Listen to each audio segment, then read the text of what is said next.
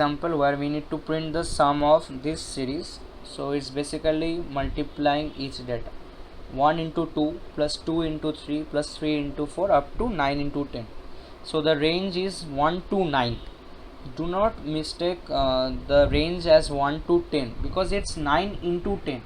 It's 1 into 2. If you use up to 10, then we need to start the loop from 2, not 1, and we need to optimize the data accordingly in this using the sum variable.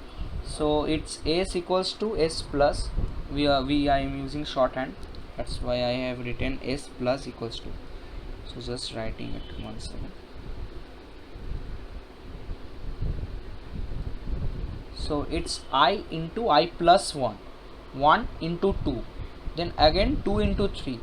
So if we use that 1 into 2 plus 3 into 4, that's another sum. It's the I is not changing in that second case too. So I is 2. So if you consider this as I, so it is not.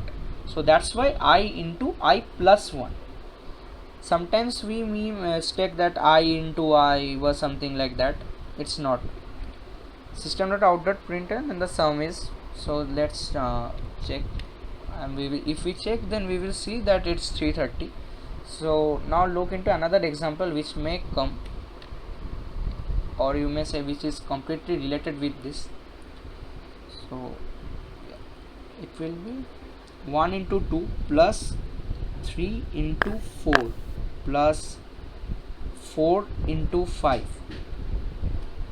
So here also I will be equals to 1, I less than equals to 9, then s plus equals to I into I plus 1.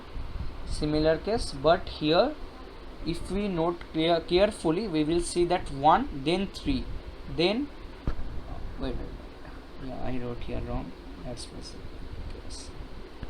5 into 6, 5, then 7, then 9. So again odd.